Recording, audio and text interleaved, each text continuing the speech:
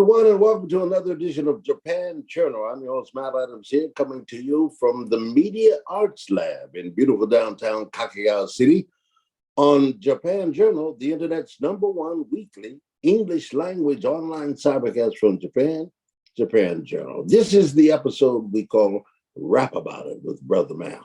And today I have a very special guest for you to listen to, hear, and to meet. My longtime brother in Japan, Mr. Freddie Snedecore. Freddie, how you feeling, man? Man, I'm feeling great, Mal. It is so glad. I'm so happy to see you, man. Just so good to see you. Good to be seen, man. As they say, we're growing old gracefully in Japan, my brother. Yes, it's all that good sushi and stuff, you know. Don't get me started. That hot sake, that Atsukan, that hot sake. You know it, and the onsen that goes with it.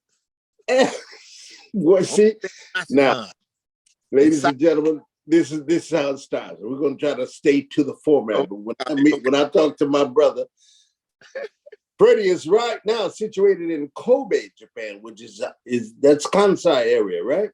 That's right.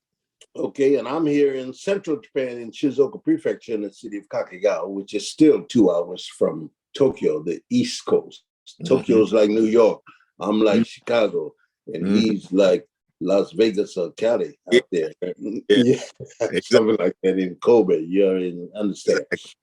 So we're just going to take our time and visit and let y'all listen in as I kick it with my brother, Freddie Snedecore, who I've known for several decades in Japan. We'll talk about his beginnings. He's a musician, a producer, entrepreneur, which you have to be if you're in Japan as long as he's been here. You just need, you know what I'm saying? Am I right or wrong? Freddie Snedecore is a songwriter, singer, multi-instrumentalist, and producer from the United States, Birmingham, Alabama, born and raised. Throughout his career, Freddie has worked with international stars such as Janet Jackson and Cheryl Lynn. Freddie has also worked with several top-name Japanese artists such as Hai and Manta Yoshinori, Kan Masatoshi Nakamura, and many of those names you may recognize. They're internationally known artists here in Japan. And since living in Kobe from 1993, Freddie has been performing R&B, rap, pop, jazz, gospel, and rock with several original and cover bands. In TV and films, Freddie was a semi-regular on Shimura Ken's Daijobu, Hit Studio Japan, and other TV specials in Japan. He also acted in the movie Kuma-chan in 1993, starring Kusaki Kari Masao. Freddie launched his solo recording career in 2005 when he first started to sing enka, which is traditional Japanese music, for those of you who don't know. And contrary to popular belief, the well-known Jero is not the first African-American or American to professionally perform enka. Freddie first started enka gigs when he was in 2005 at Amayu House and the onsen there, located in Amagasaki, Hyogo Prefecture. Way before Jero ever thought about singing enka, Freddie was doing it professionally in Japan. And the response was excellent. It was the first time a Westerner performed enka there, and Freddie did his first enka/R&B pop show at Setohashi Hot Springs in Okayama City in 2006. And the story goes on and on. He's recorded many original tunes in Japanese. The first 2 recordings are Chotomate, 2007. Chotomate means just a moment, or wait a moment. And Kansai Kuko, that means the Kansai Airport, in 2008. On October 21st in 2009, DP Records teamed up with Blues International to release his Kansai Kuko on its major label, P-Vine Records, here in Japan. This recording contains the previously released Kansai Kuko, Chotomate, Arigato karaoke version of these songs. And then on January 19th in 2011, Freddie's new CD entitled My World, My Music was released. In addition to several soul type songs, including contemporary gospel, pop, country, rock, old school and new school flavored R&B songs, this release debuted another genre of music entitled N Blues. And he can tell us more about that, but he has coined the name and the genre, a new genre born in Japan of this brother called En Soul. Freddie wrote a song for the victims of the earthquake tsunami, which occurred on March 11, 2011, and it is coming up. At the time of this recording, it is March 7th, and within the next week, we'll be commemorating the 11th anniversary of that natural disaster, killed many people. And Freddie, our guest today, wrote a song called Gambaro Japan, which was released on August 8th in 2011. And we're going to talk about that and much more. And ladies and gentlemen, join me in welcoming, if you will, my good friend, my brother, Freddie Snedecore. Look at that smile on that young man there. Thank you, man. You do this to me, man. You bring it. You bring it. And I feel it, man. Wait a minute. I'll be 74 on my next birthday. I'm a little hard here. What did you just say? I said, you bring it. You bring it. And I feel you, man. I feel you all day, man. I've been feeling you for 30 years, over 30 years, man. Is that right? Okay, we go way back. The joke is, and I know you know the joke, I use that all the time. When people compliment me, I say, excuse me, I'm hard here. What did you just say? I am too. That's why I repeated it. Right. But the point is real, brother. Here we are, decades together. Yeah. In the diaspora as expats from the old country, I call it. White folks call Europe the old country. Yeah. We call America the old country. The old country. Yep. Am I telling the truth, man? You are. Here we are. And they wouldn't have a clue about the life we have led and the families that we have raised and the children that we brought up here. Black, Japanese, Afro-Asiatic. Come on, man. Yep. Afro-Asian. So we're going to talk about that. But I'm looking at that logo behind you, man. And so, brother, that says a lot. All right. Before we get into that, because that's the purpose of today, because that entity really speaks to the commemoration of that disaster, which is coming up this week. That's why it was very timely to have you as my guest here today. Your song, Gambaro Japan, was powerful, brother. I get emotional when I think about it. I was in Kagoshima. Okay. I was in Kagoshima. I was working in a nightclub. I just gotten there. And P-Vine was putting out another single, which was Sakura. They asked me for a Sakura tune. So I wrote that. And incidentally, the Sakura train from Kagoshima was starting around the same time. All right. So, my hands were full with that. I'm working this nightclub to be there for a month. And I get a call from a friend in Australia. He asked me, hey, are you okay? Are you okay? In panicky voice. Yeah, I'm good. Why? What's up? And he told me about Fukushima. Wow. Let me just go through the beginning, my brother. Born and raised in Birmingham, Alabama, man. I know you got a lot to share about that. And so tell me how you got in the music business. What was life like growing up in Birmingham, and how did you come to Japan from that experience? All right. First of all, I don't remember. I cannot remember a time when I was not surrounded by music. I was born into it. Okay. Church was the thing. That was the main source of music, of home. But being in church, Pentecostal Church of God in Christ, there every and music, it was always around us. It was around me constantly. My father, he was a guitarist, singer, songwriter. So I looked up to him. He was my favorite guitarist, man, until I turned maybe 18.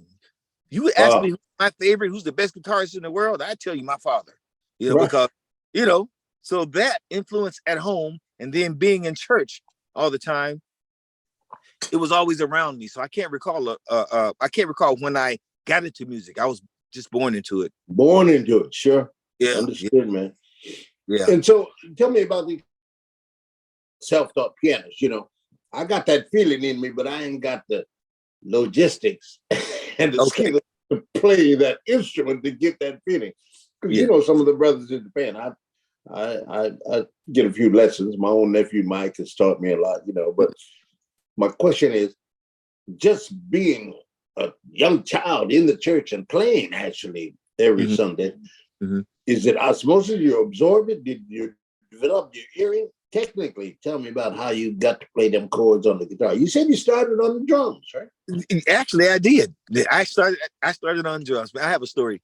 My mother told me a few years back how when I was just a little child, maybe crawling, 1, 2, I don't know, but I would always go up to the drummer and I would just be jama, as you say in Japanese, just jama.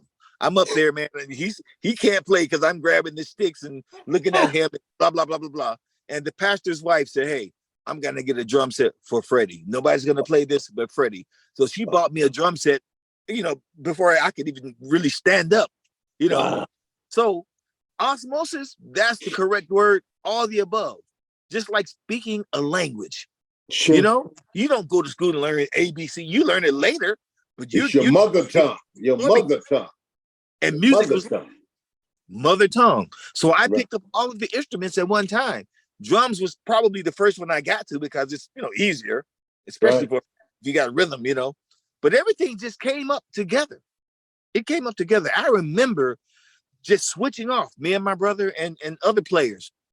I mean, in one day, in one service. Okay, all right, you play guitar. Okay, I play drums. And we would just switch off like that.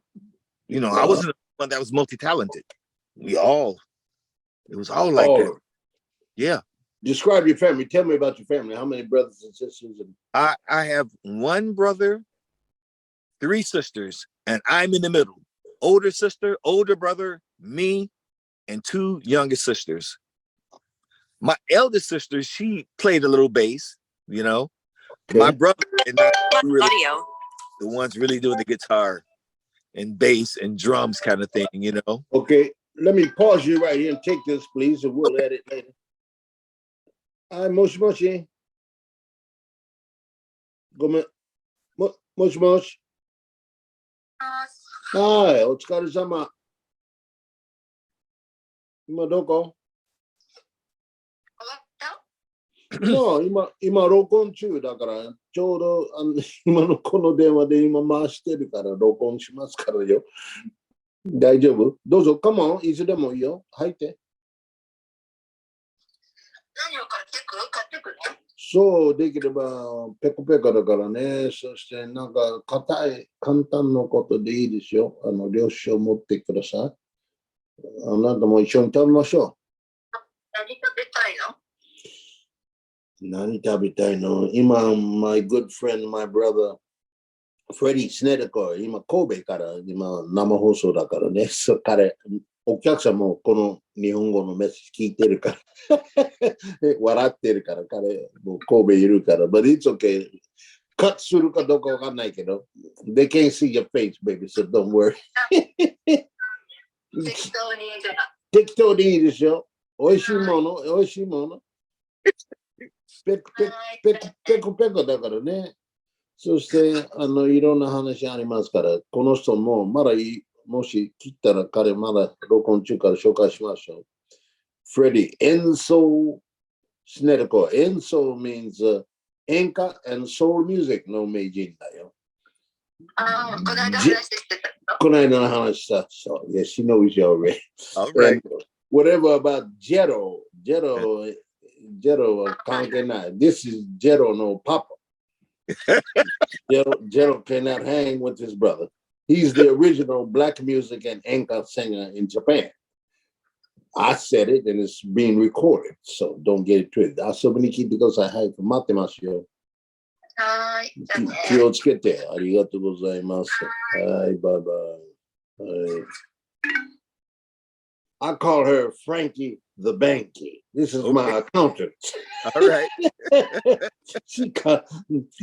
Her French name is Count de Monet. Look out now. De Monet. Count de Monet. Enso. Mm-hmm. Inca and soul music. So we cut to the chase. The family was tight. So what was the church like, bro? Small church, Pentecostal, man. Come on, you can't miss with the Yeah, music in yeah, Pentecostal. yeah. The first church was smaller than the second one. You know, same people. Okay, We moved, so we moved to a closer church, and and that pastor now, my pastor now, he's now the bishop of mm. all of Alabama. You know, everything grew, but you know, we played music, man. It was me. I loved it, and I knew that was what I wanted to do. Not only Wow. was I playing, in church on Sundays. My father was doing gospel music professionally. He had his Okay. own group. You know, he So was he was right. touring, huh? Yeah, yeah. But Okay. actually, after he had a family, he couldn't go out much. Because family was number one. But Sure. he nearby. Right. Every now and then he would go out to maybe Detroit or Flint, Michigan, someplace. But basically, he kept it local because he wanted to be with his kids. That's what he told me. He That's said, "Man, great. if I went out, you wouldn't know me." Wow. Wow. Very Man, nice. but he brought the music to me, and I always told him, I said, "Man, pops, man, you are my favorite guitar. You're my favorite guitarist, man. I want to be just like you when I Wow. grow." And he took that to his grave. We talked Did he about. ever? I was going to ask you. Did he ever record or leave any music behind? Oh No. yeah, Okay. yeah. Yeah, he recorded, man, lots of gospel songs, man. And of course, there was no internet and all that stuff now. And I've been trying to track some things down, but Sure. yeah, he's done it. He's done it. And Awesome. he several Awesome. groups. Yeah. I Well, recorded, that you know, is that right? my brother and I, we were in a group, a gospel group. We were named, we were given the title of the best gospel group of 1972, Birmingham, the Birmingham Spiritual Juniors. I played bass. My brother was on guitar, neighbor on drums, and we were all young. And actually, Man, man, sent me a photo of that. I see if I can find it for you. Someone sent me a photo of that, man. awesome. Awesome. So I grew This up. is it's not an uncommon story with African Americans from whatever black community, south, northeast, or west. Mhm. We had that community and we had that spirituality and the Yeah, church affiliation. I'm yeah, AME, so yeah. our musical orientation. There was beautiful hymns and a cappella singing and stuff. Okay, But all right. and my granddaddy was an AME preacher, but we'd get out of church at noon and run down the block to the Pentecostal church to get, Okay, get to get down with the get down. on the street. Didn't even go in the church, just jamming to the music outside on 24th Street in Omaha, Nebraska. Look at that. But I digress. But so you remind me of my sister Madeline's Mm. grandchildren, her daughter Michelle, my niece, 11 kids, married to her husband, preacher. And they raised those kids in the church and they had a band. Every one of them played something to this day. Mm. You know what I'm saying? So I Yeah, know sure, that happens a lot. yeah, Okay, so fast forward, then you left there. Would you graduate high school, yeah. and then what happened? Tell me how you got out of Birmingham. Okay, well, by the time before I graduated, I was real deep in the music. I knew exactly what I wanted to do with my life. My brothers, and the other guys. I was the youngest one in the gospel group, and I told them, "Hey, man, let's find a job. Let's go to the army or something. Save a few bucks, Sure. come back, buy some gear, and pick right up where we left off." I mean, I was a kid, To me, life was simple. Plans were simple. Hey, Let's just hey, save and buy some better good. instruments, and let's Right, do, because we were already songwriting. I was focused. right. They gave me the two thumbs up. Little did I know that the thumb started wavering. But anyway, I went ahead with the plan. I joined the Navy, went to San Diego, for my basic training and all of my schooling and all that. Mm-hmm. And the funny thing is, they asked me, "Where do you want to go?" And I said, "Well, what choices do I have?" And they named off some choices: San Diego, Norfolk, blah blah blah blah blah blah. And they said Japan, and I said Japan. They What? looked at and they looked at me. Japan. I said, yeah, What? problem? He says, no, but no one wants to go to Japan. He said, you are the first guy, especially in my rate, my job description. They had been trying to look for people for like years. But when they said Japan, when that guy said Japan to me, I immediately said yes. And I don't know why. And I thought about it, and I said, he asked me why. And I said, well, I'm going to go somewhere totally different. I want to go and like just to meet somebody totally different. Why? I don't know. I just wanted to. Interesting. But the rest is history, as they say. Yeah. From that decision. So you came here.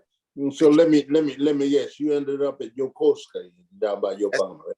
That's right. Big Navy base, right? That's right. And believe it or not, now, even though I was stationed there, maybe 3/4 of the time, I wasn't even there. I understand. We were out, man. The Navy, we were out, drilling, practicing, getting ready for, the what ifs. Then we spent a few days, in Singapore or. Now, when you say out, you're on a ship at sea, right? Yeah. Yes. Out. let me bounce a few names on you. And I only know this because when I came to Japan as a correspondent for CBS and then ultimately CNN, I found myself aboard the Blue Ridge. Woo! That's the mothership, dude. That's the flagship of the 7th Fleet, baby. You know what? They don't even call it a ship. My friends jokingly call it Building 19. Building 19. Well, yes, it was the headquarters of the high seas, is what it was. Because guess what? I'll make this a short story, but I had a pretty powerful microphone. If you're the CNN Tokyo correspondent, CNN is a brand new, the first cable channel in existence. Yeah. And we had 24-hour news. The whole dynamic changed about news gathering. And I happen to be blessed to be the correspondent in Tokyo, the first overseas bureau. So, man, when I said, hey, Mal Adams, CNN Tokyo, I'd like to interview you, it's like, when would you like to come? So the admiral of the Blue Ridge, I'm in his quarters on the Blue Ridge. Yeah. And we went into, I guess they call it the ward room or whatever, where we conducted the interview. And he's like you in front of your logo, but he had a map of the earth behind him, like the 7 seas. Okay. All these icons and flags and stuff. And we started the interview. He said, I had a show called This Week in Japan. He was my weekly guest. And he said, just a moment, Mr. Adams, before you get started. He looked over and talked to one of his aides. So. And the guy said, jumped to it and started pulling off all these red flags off the map. He said, Mr. Adams, we don't want the Russians knowing that we know where every ship they got is in the sea. I said, can I be excused now? Where am I? What? Well, you can't. You've seen too much. I thought too much, and I got nervous. Yeah, man. Then he invited me to dinner. So we went into man, the admiral. Come on, your feet never touch the ground, literally. Yeah. Admiral of the 7th Fleet. That's his full title, baby. Yeah, 7th Fleet. You don't get past the 7th Fleet. You do not make the 7th Fleet mad. I don't care if you're China, North Korea, or whosoever. Yep. They run that business, baby. And so he had me come in, and my crew, he invited us to dinner. We had dinner. And so you'll love this. I ain't never been on the ship before, man. And I'm hungry. So I said, thank you very much. I stepped into the dining area on the ship and almost tripped and busted my neck because there's a you already know there's a barrier right there about a foot high that you got to step over. I almost busted my face trying to get to the dinner table. Yeah, every door is like that. Every door is like that. What's behind that? If the flooding or something gets in, the water won't. I don't know. See, the purpose, we call them watertight doors. You have to be able to close that door, and there's rubber sealant all around it, and you got to keep it tight. And that's just there for that. And also that little dip, just in case you do get some leakage. Right. Yeah. Not immediately flood, right? Right. So, man, so am I telling the truth? Did I describe it right? Yes, you did. Yes, you did. Long story, but I digress, man. So you're in the Navy, you're at Yokohama, and so what year did you come to Japan? I came to Japan in 81, like the spring of 81. Yeah. So that's right around the same time I came to live. I came here initially in 1976, and then 2 years later, I came every year with my Japanese wife, who I met married in Los Angeles. My two daughters, born in LA, and then they started school here between the ages of 4 and 5. They started their public education in Japan. So the mother tongue is Japanese, the native tongue is English. So what a blessing. But they raised and were educated here. So right around 81 is when I came and started work with CBS, and then went to CNN in 83, 84. So we are contemporaries right around that same time. And I met you shortly thereafter, I believe, somewhere. Yeah. So I met, it had to be after 85, because that was when I got out of the Navy. Okay. I got out of the Navy in September of 85. And I hung around in Yokohama. I was a Catholic choir director. That was my first professional gig post Navy. Wow. A friend of mine who was a Navy what do you call him, corpsman? I forget what you call him. You know, he was in that, and he said, "Hey, the commander of the base is looking for a musician or someone to direct the choir, a Catholic choir." I said, "Man, I don't know anything about Catholicism, blah blah." Man, you play guitar, right? Yeah, you just read the music. Yeah. That was my first gig, dude, in Yokohama. Catholic, and I was happy because now I'm out of the Navy. I've saved my money. I'm a musician now. You're a musician and you're earning money. Yeah, I'm earning money as an expat resident of Japan, right? Yeah. So I would go ahead. Speak a little bit about that same nature. What was required for you as an ex-military person now to start making your life in Japan, earning money in the music business? What were the struggles and the successes associated with that back in the day? Okay, well, first of all, with my state of mind, I think anyone else that would come over here at an early age, like 19, 20, 21, 22, if you like this place, because a lot of people don't like this place. A lot of people, I don't know why, but I love Japan. Mesmerized by it. And I was just having a lot of fun. Okay. So I'm saying that to say, if you're making money, and just like the big stars, I just saw the Elvis movie, they all go through it. You're making money, blah, blah, blah, blah. But if you're not careful, the management, somebody is, hey, need I say more?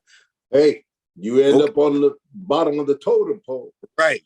So I walked away from a situation. We were successful, but behind the scenes, I didn't dig. I won't go into any detail. Yeah, didn't dig it, and it made me become more business minded, and I walked away from the situation. And at that time, I started playing with a lot of players, including your nephew. Me and Mike. Mike Adams too. Yeah, the place. Mike Adams. Yeah, we jammed. Had lots of fun, but there was no real direction. Just making money. Of course, it was the bubble time. We're talking 85, 86. So, hey, you want to play with as many people as you can. So I was doing studio work. I was doing TV, whatever. I commercials, anything. And, I was just out there, dude. Out there. So that was the struggle. Now, the real struggle, though, was when the bubble burst. Right.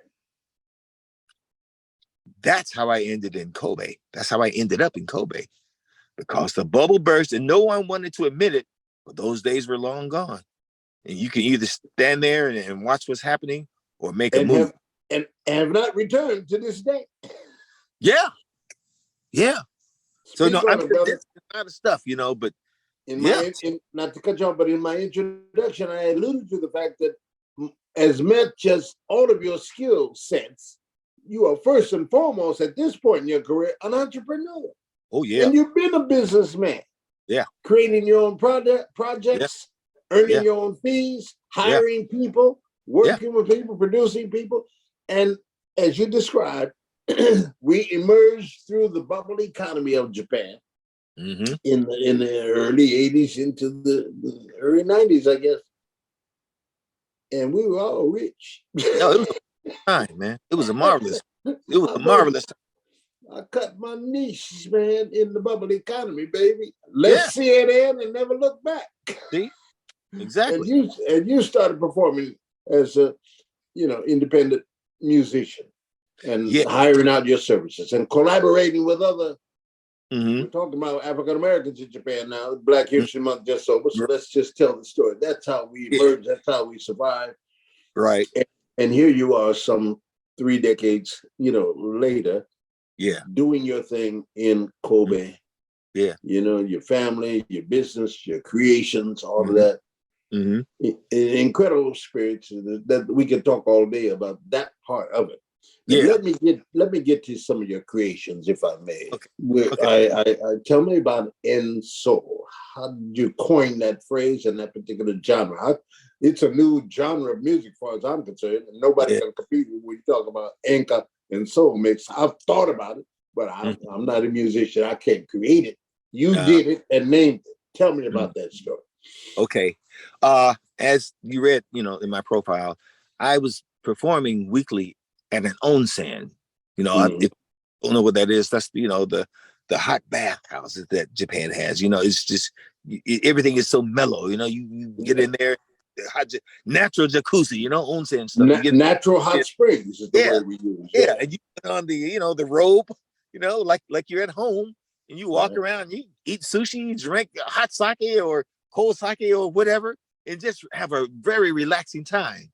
Totally relaxed. I was there, and when I first started singing there, before I sang there, actually, the management said, "Hey, this is this, you're onsen, so you got to sing Anka."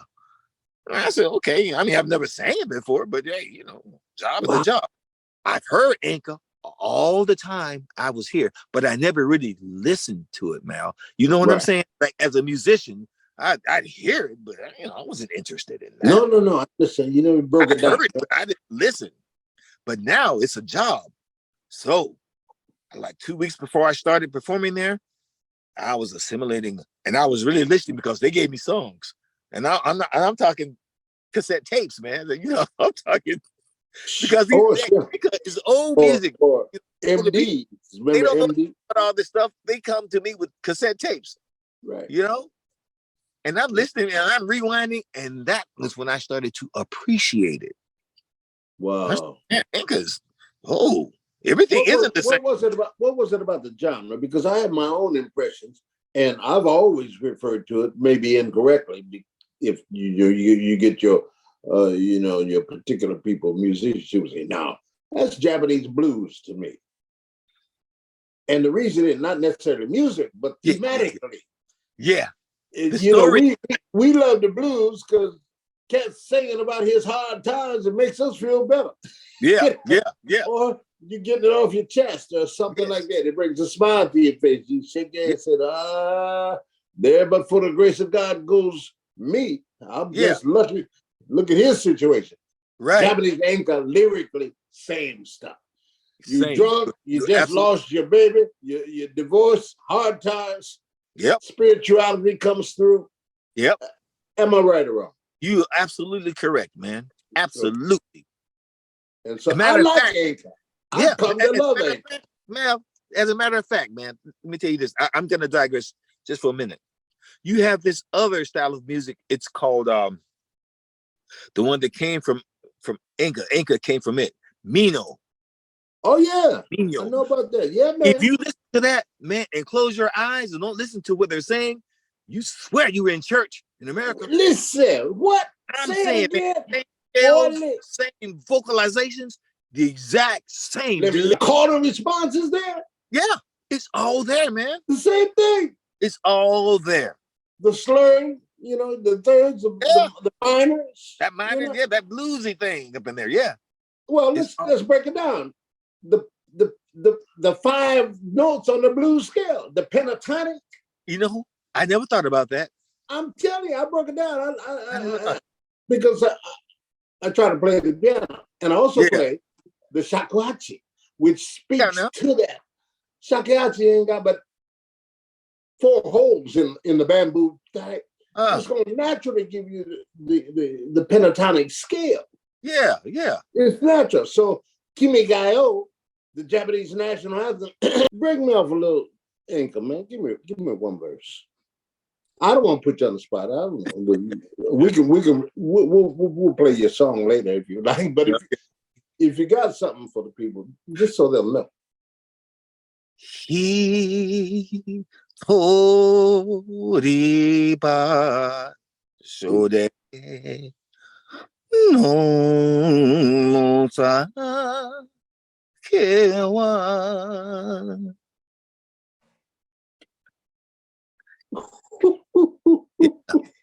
It's there, man. What? It's there. You see?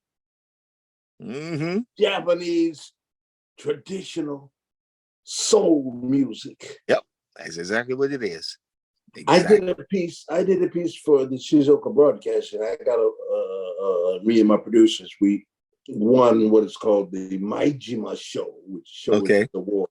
The Maijima Show, which is not given, but it was given by the Post and Telecommunications Ministry of Japan. I'm the only foreigner ever to receive one, but it's because I produced a documentary on Japanese tea picking songs. Same kind of lick, built from Mihyo or Inca style. Yeah, yeah. But it's got its own genre. Yeah. So they're picking tea like the slaves would pick cotton. Number one, to facilitate the rhythm of the work. Yeah. He tori ba so de. That's a live television, baby. I said, I know it. If it was easy, I'd be singing it. But I ain't got but one anchor tune. If this is your show, but allow me. Okay. Shirakaba Minamikaze Anno Furusato e Kairo Kana. I can't get up there. Kairo Kana. So I have to use my artificial. Whatever works, man. Whatever works, bro. Whatever works. I promise not to infringe on your art craft again, but I love it. We can collaborate. I'm loving it. You the man. Oh, man, come on. We just having fun. But you know what this speaks to is the joy. I hope our viewers can see the joy in our spirit, man, that allows us to do what it is we do. Yeah. Here in this country, man. Yeah. Now you're taking the music, showing appreciation by adding to it, bringing your spirit to the music, man. So look, right about here, let's insert Gambaro, Japan. Okay. Give me the background on this story. What made you create it? That was the Fukushima. Talk about that so we can promote this music. All right.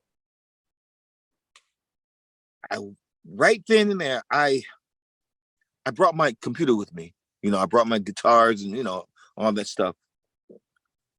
And I'm just sitting there looking at Sky Perfect TV. And I'm just devastated. And I hear people coming on, a lot of people calling in from the States, doing commercials, a lot of actors and actresses, you know, because this was a worldwide, everybody. Man. Biggest disaster on the planet at that time. People, man, we're just, you know, I said, wow, I want to do something.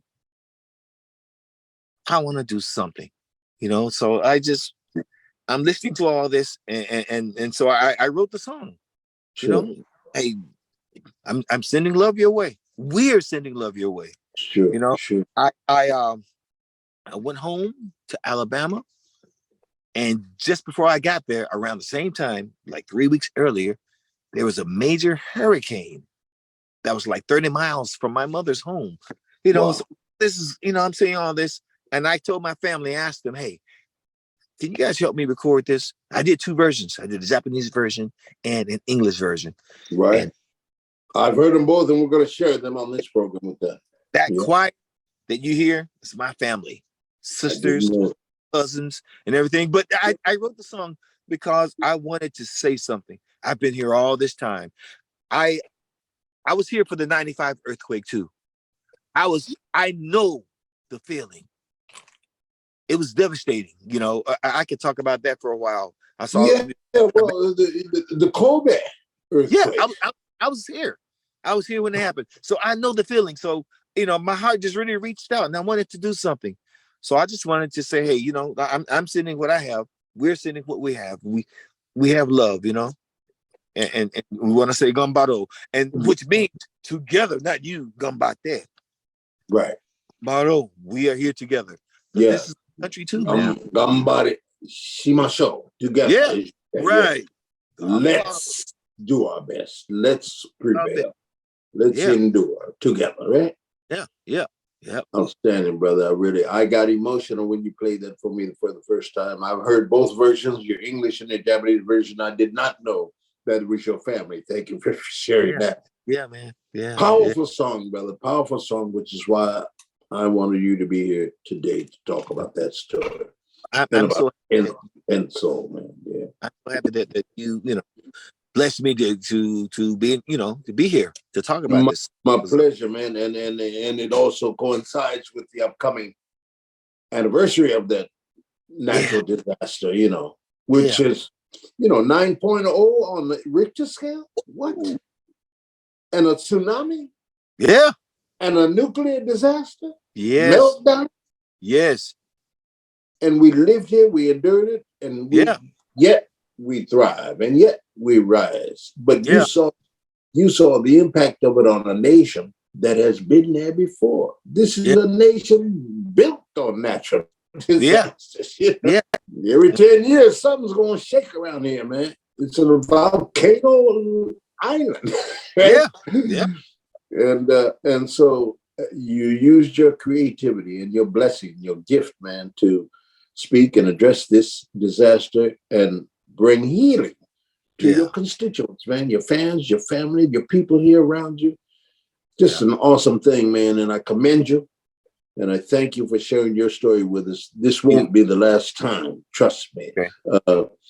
We inserted this song previously. I'll drop it in post-production, but we'll end the show with the music as well.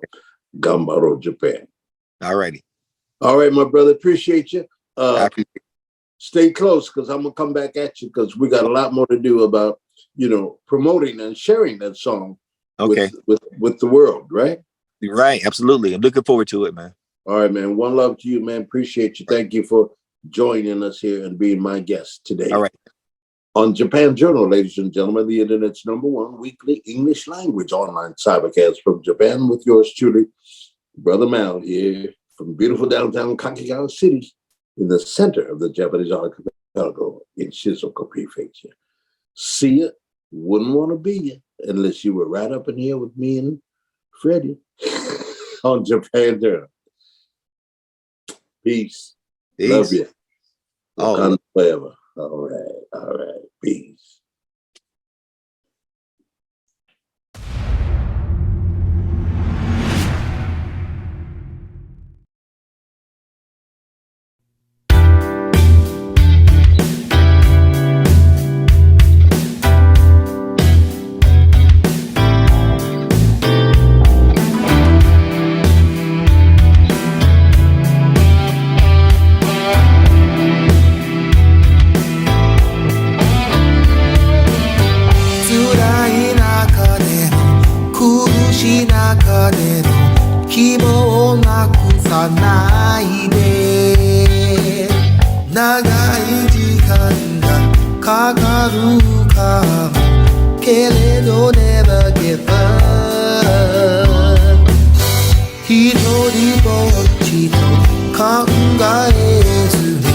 Remember we are the world.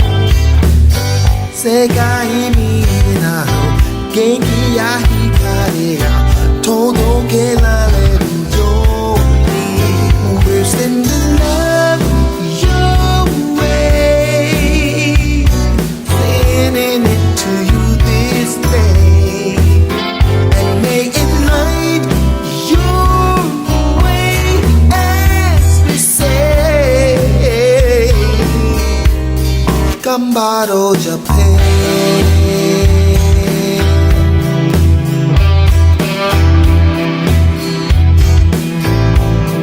Gambaro Japan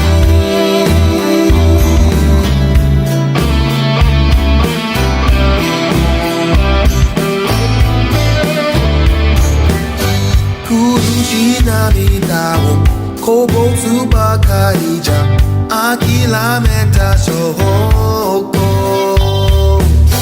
前向いて Never give up 希望なくさないで We're sending love your way Sending it to you this day And may it light your way as we say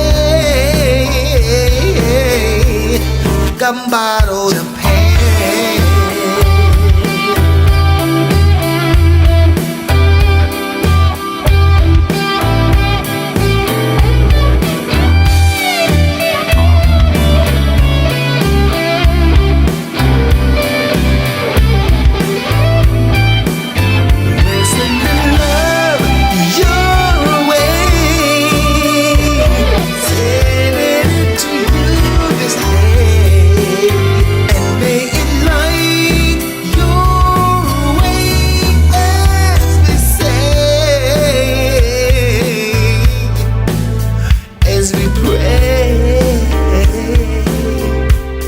Gambaro Japan